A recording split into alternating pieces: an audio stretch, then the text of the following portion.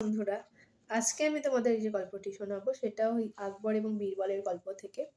সেটা হচ্ছে মগজ নেই। তার নাম, গল্পের নাম মগজ নেই। শুরু করছি গল্পটি। আকবরের তখন যথেষ্ট বয়স হয়েছিল। পাকা চুল দেখলেই তার মন খারাপ হয়ে যেত। এ কারণে সম্রাট তার পাকা চুলে মাঝে মাঝে কলপ করতেন। একদিন সম্রাট নির্জন ঘরে বসে সবেমাত্র নাপিতকে দিয়ে নিজের মাথায় কলপ লাগাবার আয়োজন শুরু করেছে। এমন সময় সম্রাটকে খুঁজতে খুঁজতে বীরবল সেখানে এসে হাজির। বীরবলকে দেখে সম্রাট প্রথমে রেগে গেলেন। তারপর নিজেকে সামলে নিয়ে একটু লজ্জিত হয়ে বললেন, তোমাকে একটা কথা জিজ্ঞাসা করব ভাবছিলুম। বীরবল থমকে দাঁড়িয়ে বলল, হুকুম করুন সম্রাট। আমি না জেনে শুনে হঠাৎ বিশেষ দরকার এখানে এসেছি। আপনি এজন্য আমাকে ক্ষমা করুন। এ সময় আসা সত্যিই আমার অন্যায় হয়েছে। কিন্তু সম্রাট সে কথায় কান না দিয়ে প্রশ্ন করলেন, আচ্ছা বীরবল, মাথার চুলে কলপ মাখলে মাথার মগজের কি কোনো ক্ষতি হয়?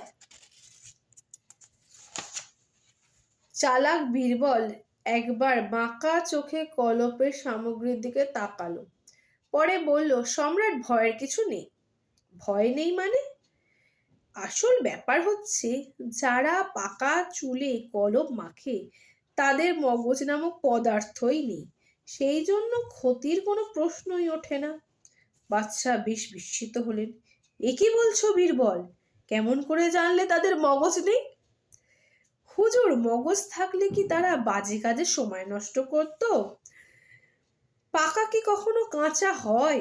বার্ধক্য কি কখনো যৌবন ফিরিয়ে এনে দেয়? নদীর জল কি কখনো ফিরে যায় পাহাড়ে? উত্তর শুনে বাদশাহ খুব লজ্জা পেলেন। সত্যিই তো, বীরবলের কথাই ঠিক। সেদিন থেকে তিনি চুলে কলপ দেওয়া বন্ধ করলেন। তো আমি এই ছবিটা তো আপনাদের দেখাতে চাই। খুব সুন্দর ছবিটা এঁকেছে, দেখুন। এই যে ছবিটা রয়েছে, এই যে মানে সবে বাচ্চা কলপ করতে আর কি বসেছে, এবং মানে যিনি নাপিত তিনি কলপ করাচ্ছেন, এই যে কালো কালো রং করে চুলে, পুরোটা এটা বাকিটা সাদা রয়েছে। তখনই বীরবল আর কি সবে মাত্র এসছে, এবং তাকে দেখে কিন্তু রাজামশাই ভীষণ রেগে গেছিলেন। এবং তারপর দেখুন, এই যে তারপর মানে বীরবল যে উত্তরটা দিয়েছে সেটা শোনার পর রাজামশাইয়ের মুখটা ঠিক এরকমই হয়ে গেছিল, এবং তিনি সারা জীবনে আর কখনো কলপ করেননি।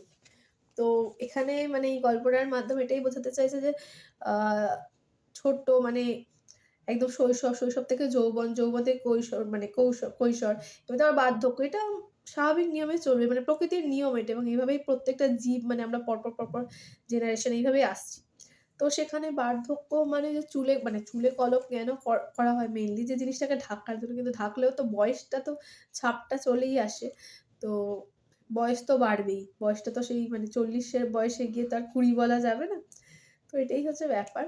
কিন্তু মানে উনি এটাই বোঝাতে চেয়েছেন, বীরবল মানে এত সুন্দর বুদ্ধি এবং এত সুন্দরভাবে বুঝিয়েছেন যাতে মানে ব্যাপারটা হলো বাদশা কষ্টও পেলেন না, আবার বুঝতেও পারলেন যে যে নদীর জল সেটা কি আবার কখনো পাহাড়ে ফিরে যায়? মানে যখন কোনো মানুষ গন্তব্যে মানে বেরিয়ে পড়ি আমরা, তখন কি আবার গন্তব্যে কি সঙ্গে আবার ফিরে আসি বাড়িতে? সেটা নয়।